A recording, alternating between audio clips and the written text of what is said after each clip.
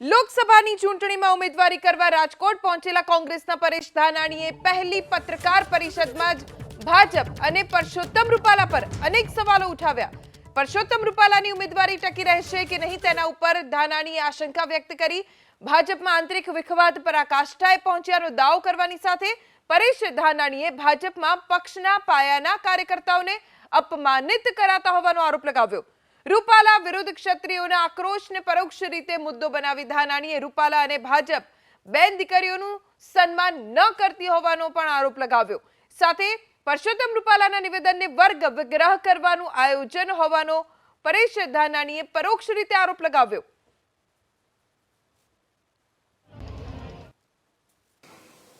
ભારતીય જનતા પાર્ટીના ઉમેદવાર અને સંભવિત ભાવિ પ્રતિસ્પર્ધી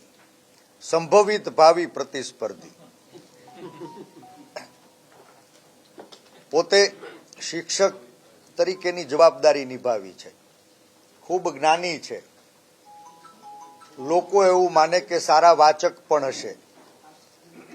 તો એનાથી હું નથી માનતો કે આવી ભૂલ થાય, અને એ ભૂલ નહીં, ઈરાદાપૂર્વકનું કૃત્ય ગુજરાતને વર્ગ વિગ્રહની આગમાં ધકેલવા માટેનું આ ભારતીય જનતા પાર્ટીના નીતિ નિર્ધારણ કરનારા લોકોનું ઈરાદાપૂર્વકનું કૃત્ય, એની અમલવારી આ શાંત રાજકોટના આંગણે શું કામે, આ રંગીલા રાજકોટના આંગણે શું કામે, એ હવે રાજકોટના જનજનના મનમાં સવાલ થાય છે.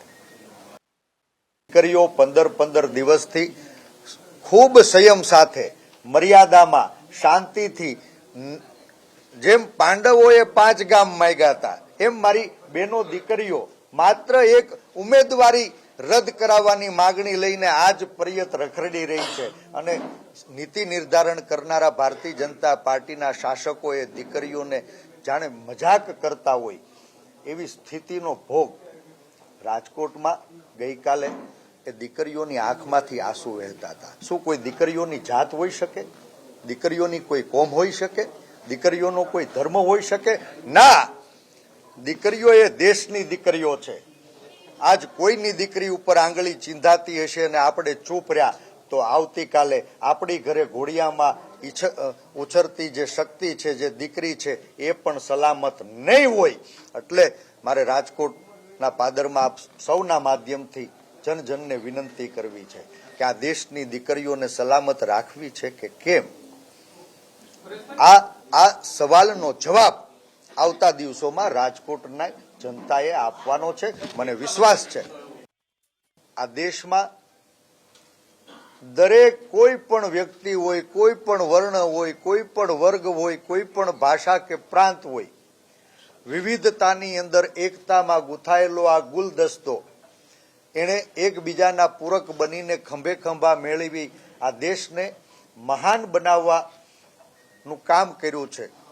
આજ સત્તામાં બેઠેલા લોકો આઝાદીની લડાઈમાં પણ અંગ્રેજોને સહકાર આપતા હતા, અને આજ આઝાદ ભારતમાં ગાંધીજીએ આઝાદી અપાવી, સરદાર સાહેબે 18 વર્ણને લાગણીના તાતણે જોડ્યા, અને બાબા સાહેબે બંધારણમાં પ્રાણ પૂરી જે સામાન્ય માણસની અધિકાર યાત્રા આગળ ધપાવી હતી, એ અધિકારોને કચડવા, સત્તાને મેળવવા ભૂતકાળની અંદર પણ ગુજરાતમાં વર્ગ વિગ્રહના દરેક ચૂંટણીએ બીજ રોપતા આવ્યા. અને એ સફળતાનો સ્વાદ ચાખી ગયેલા લોકો આ લોકસભાની ચૂંટણી પહેલા પણ એ જ વર્ગ વિગ્રહનું બીજ રોપવાનો પ્રયાસ કર્યો, એને હું વખોડી કાઢું છું.